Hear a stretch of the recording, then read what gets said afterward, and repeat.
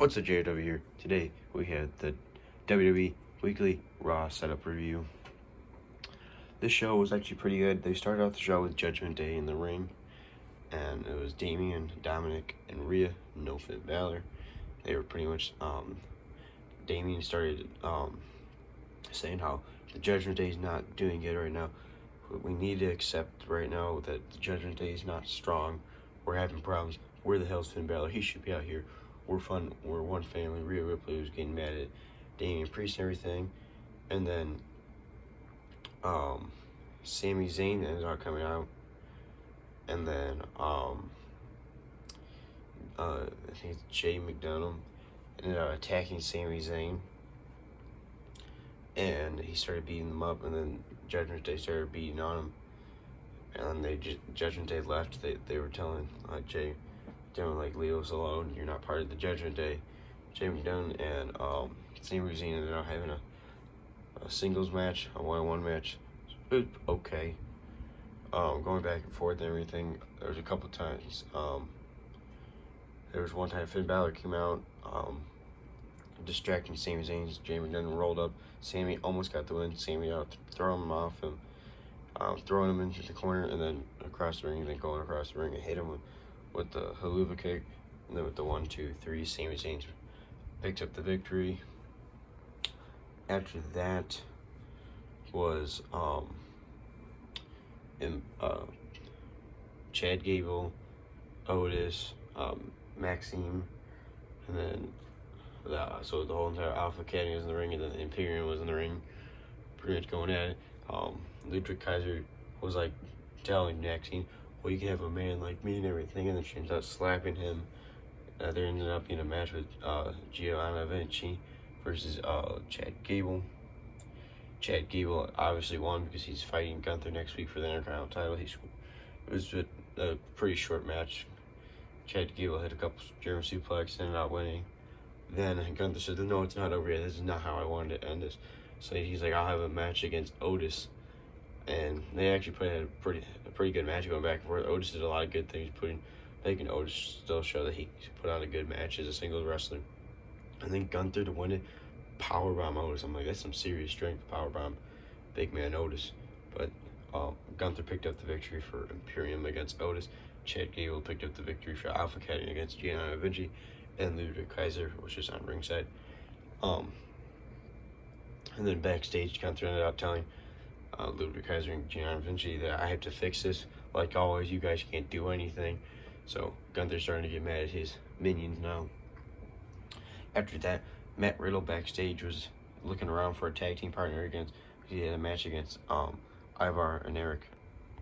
Matt Riddle ended up running to Drew McIntyre. Was like, will you be my tag partner? Will you be my tag partner? And Drew McIntyre's like, I'll think about it. If you don't have a tag partner, maybe. And then Matt Riddle, when he walks away, he did the for Dumb and Dumber. He did the lines like, so you're telling me I got a chance? I was dying when he said that, because that's from the movie Dumb and Dumber. That line, I was like, oh my god, it's amazing. Matt Riddle ended up coming out of the ring. Ivar and Eric came out of the ring, and then Drew McIntyre's music hit. Matt Riddle and Drew McIntyre pretty much squashed Eric and Ivar. McIntyre ended up hitting the Claymore and 1, 2, 3 beating Eric and Ivar. That match was okay. I mean, like, there were some cool things by Matt Riddle, some cool things by Drew McIntyre, Eric and Ivar doing their normal things, but overall, pretty boring match. After that was Becky Lynch versus Trish Stratus. The match was decent, and then they ended up getting a double count out because they went over the barricade out into the fans. They ended up brawling, going up the steps and everything, brawling, they were where all the fans go to get their like drinks and food and the confession stands and all that stuff. They're beating each other up. Match is already over. Refs are trying to pull them off. They get on top of a merchandise table, beating each other up, throwing stuff at each other, throwing each other on the table, stuff. And then Zoe Starks ended up showing up. She was banned for ringside, but she ended up, because it's not ringside, she ended up getting involved in this brawl. And then Trish Stratus and Zoe Stark ended up beating down on Becky Lynch, and then they left. Later on, Adam Pearce came out telling me, all right, I'm done with this. You guys are not going to keep on cheating. And Trish, you're not going to get away with this anymore. Next time you guys have a match, Becky Lynch, Trish Stratus, in a steel cage. So nobody can help you, Trish. It's me, you and Becky Lynch, one-on-one in a steel cage. That's actually sounds a little interesting, but I'm like, if you think about all the steel cage matches, there's almost always been an interference. I don't know what interference to talk about, but whatever.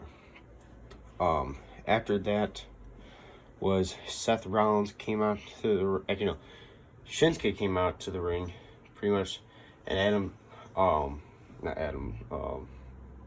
Michael Cole, I don't know why I was drawing a blank. Michael Cole was interviewing Shinsuke. He was like, Shinsuke, why would you attack Seth Rollins? You guys respect each other so much and everything. Why would you have to kick him in the face? And oh my gosh, Shinsuke was like, and they just started speaking Japanese super fast, like like a deep angry voice and everything. I'm like, oh my gosh, I love heel Shinsuke, because like last time he was heel Shinsuke, it was always he'd go up to the announcer and say, I don't speak English. Now he's just not even saying that. He just freaking is speaking. So he does like the 2 minutes straight of speaking Japanese, which I have no idea what he meant or anything. And then at the end he goes, I want world title. Michael Cole's like, well, then why would you have to kick him in the face? And he goes back to speaking in Japanese. And then he's like, I want world title match after that. And then Seth Rollins comes out and he gets in Shinsuke's face. He's like, all you have to do is ask. I'm out here every week, like saying, anybody has an opportunity to fight me for my title. Why would you have to kick me in the face? All you had to do is ask. But I'm gonna be the better man and everything. I'm gonna give you what you want, because I want to pretty much get you back, beat you up. So I'm gonna have to give you what you want.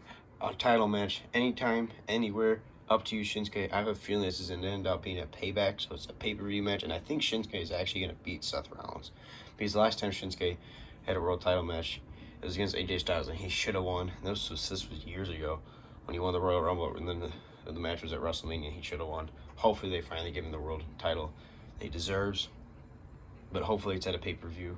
Hopefully they keep on moving this on, because at the beginning of September, I think it's September 3rd, is Payback. So I think that's when they should have this match. That's my personal opinion. Then after that, actually I really like this promo and everything. Also, Seth Rollins walks out. Well, and Shinsuke's doesn't answer his question when he walks out, and then Seth Rollins turns around and then a Kinshasa to the face, and then Shinsuke just walks out of the ring. Then after that was Cody Rhodes versus Finn Balor, the main event. This match was actually pretty good, going back and forth with Cody Rhodes and Finn Balor. Obviously, there was some Judgment Day cheating on the outside of the ring. Dominic, Damian, all of them trying to cheat. At the end of the match, Rhea Ripley was getting the ref's face. Damian slides the Money in the Bank, and Finn Balor just way over slides. It goes right through his legs, right to Cody's hands, and Cody drills Finn Balor in the face with the Money in the Bank, and then hits the Crossroads. 1, 2, 3. Cody Rhodes wins. This is just setting up the Damian and Finn Balor, the Judgment Day falling apart still. Then after that, Damian Priest, Dominic Mysterio, Rhea Ripley get in the ring. They start beating down on Cody Rhodes. Finn Balor did a coup de grace off the top rope to Cody, just beating him up. Sami Zayn's music hits. He comes out beating them up, but JD McDonald saves Damian Priest from Sami Zayn, beats him up and everything. And then Damian Priest ended up bringing Sami Zayn over to the announce desk. Did a razor's edge through the announcer's desk.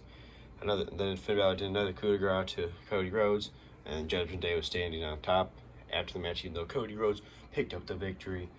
Overall, I thought there wasn't really that much on the show. Also, Rhea Ripley had a squash match against some girl for her world title. But that was the show. There wasn't a whole ton on the show. Definitely the best match was Cody Rhodes versus Finn Balor. I like the Imperium and Alpha Academy stuff that's going on right now.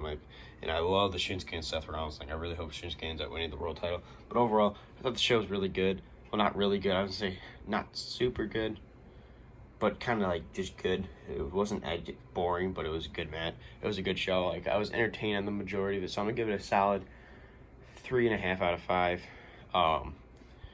Best match definitely was Cody Rhodes versus Finn Balor. But this is Jared W. Make sure to like, subscribe, stay tuned for more wrestling figure content. I'll see you guys in the next one.